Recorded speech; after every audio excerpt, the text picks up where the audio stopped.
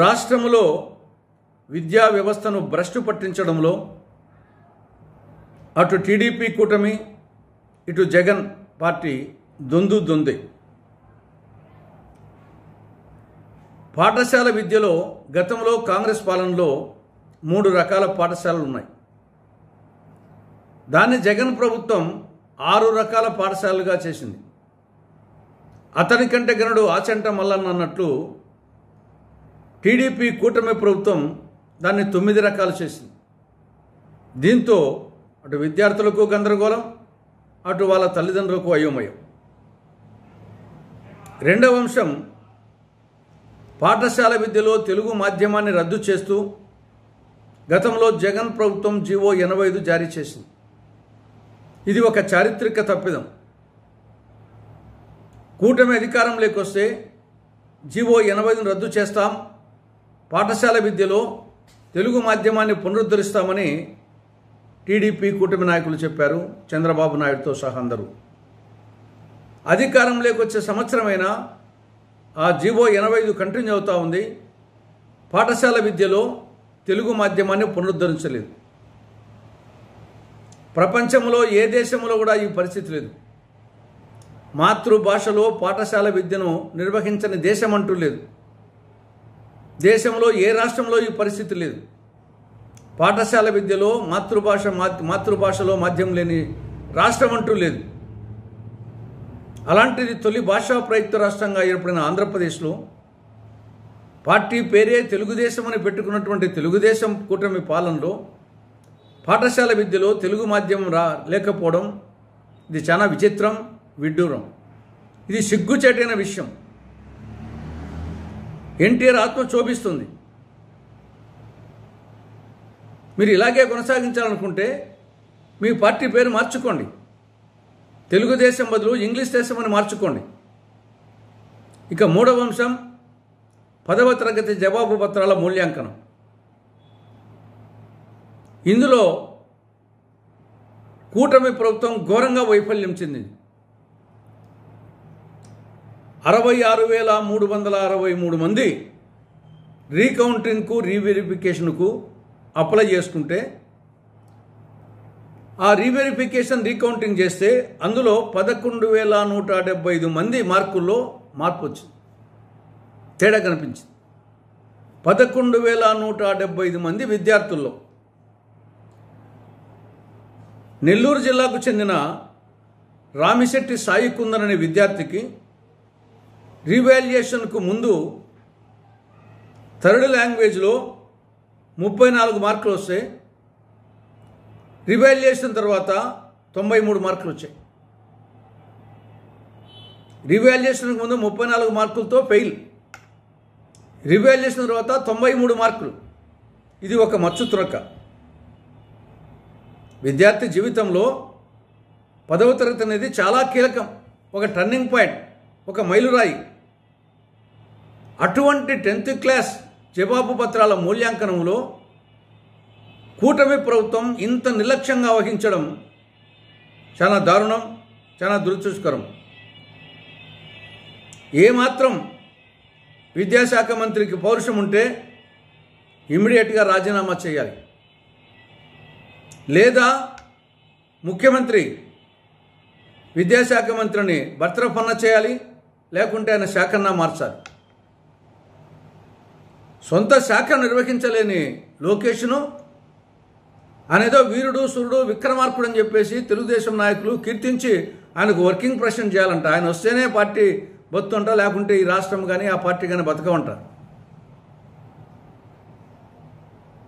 కాబట్టి ఓవరాల్గా కూటమి ప్రభుత్వము, విద్యాశాఖ మంత్రి అట్టర్ పెంజురైనారు. రాష్ట్రంలో విద్యా వ్యవస్థను భ్రష్టు పట్టించడంలో అటు టీడీపీ కూటమి ఇటు జగన్ పార్టీ దొందే. పాఠశాల విద్యలో గతంలో కాంగ్రెస్ పాలనలో 3 రకాల పాఠశాలలు ఉన్నాయి. దాన్ని జగన్ ప్రభుత్వం 6 రకాల పాఠశాలలుగా చేసింది. అతని కంటే గనుడు ఆచంట మల్లన్న అన్నట్లు టీడీపీ కూటమి ప్రభుత్వం దాన్ని 9 రకాలు చేసింది. దీంతో అటు విద్యార్థులకు గందరగోళం, అటు వాళ్ళ తల్లిదండ్రులకు అయోమయం. రెండవ అంశం, పాఠశాల విద్యలో తెలుగు మాధ్యమాన్ని రద్దు చేస్తూ గతంలో జగన్ ప్రభుత్వం జీవో 85 జారీ చేసింది. ఇది ఒక చారిత్రక తప్పిదం.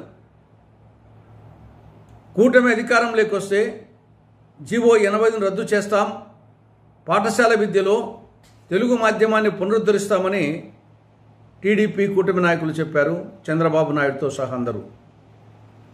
అధికారంలోకి వచ్చే సంవత్సరమైనా ఆ జీవో 85 కంటిన్యూ అవుతూ ఉంది.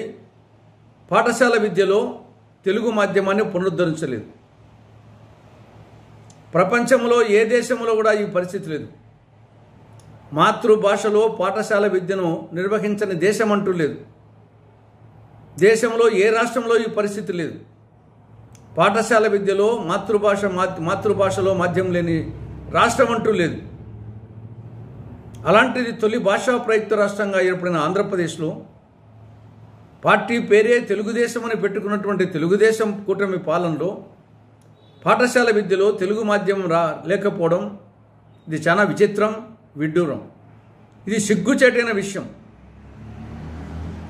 ఎన్టీఆర్ ఆత్మ శోభిస్తుంది. మీరు ఇలాగే కొనసాగించాలనుకుంటే మీ పార్టీ పేరు మార్చుకోండి. తెలుగుదేశం బదులు ఇంగ్లీష్ దేశం అని మార్చుకోండి. ఇక మూడవ అంశం, 10వ తరగతి జవాబు పత్రాల మూల్యాంకనం. ఇందులో కూటమి ప్రభుత్వం ఘోరంగా వైఫల్యం చెందింది. 66,363 మంది రీకౌంటింగ్కు రీవెరిఫికేషన్కు అప్లై చేసుకుంటే ఆ రీవెరిఫికేషన్ రీకౌంటింగ్ చేస్తే అందులో 11,175 మంది మార్కుల్లో మార్పు వచ్చింది, తేడా కనిపించింది. 11,175 మంది విద్యార్థుల్లో నెల్లూరు జిల్లాకు చెందిన రామిశెట్టి సాయి కుందన్ అనే విద్యార్థికి రీవాల్యుయేషన్కు ముందు థర్డ్ లాంగ్వేజ్లో 34 మార్కులు వస్తే రివాల్యుయేషన్ తర్వాత 93 మార్కులు వచ్చాయి. రివాల్యుయేషన్కు ముందు 34 మార్కులతో ఫెయిల్, రివాల్యుయేషన్ తర్వాత 93 మార్కులు. ఇది ఒక మచ్చు తునక. విద్యార్థి జీవితంలో 10వ తరగతి అనేది చాలా కీలకం, ఒక టర్నింగ్ పాయింట్, ఒక మైలురాయి. అటువంటి 10th క్లాస్ జవాబు పత్రాల మూల్యాంకనంలో కూటమి ప్రభుత్వం ఇంత నిర్లక్ష్యంగా వహించడం చాలా దారుణం, చాలా దురదృష్టకరం. ఏమాత్రం విద్యాశాఖ మంత్రికి పౌరుషం ఉంటే ఇమ్మీడియట్గా రాజీనామా చేయాలి, లేదా ముఖ్యమంత్రి విద్యాశాఖ మంత్రిని బర్తరఫ్ చేయాలి, లేకుంటే ఆయన శాఖన్నా మార్చాలి.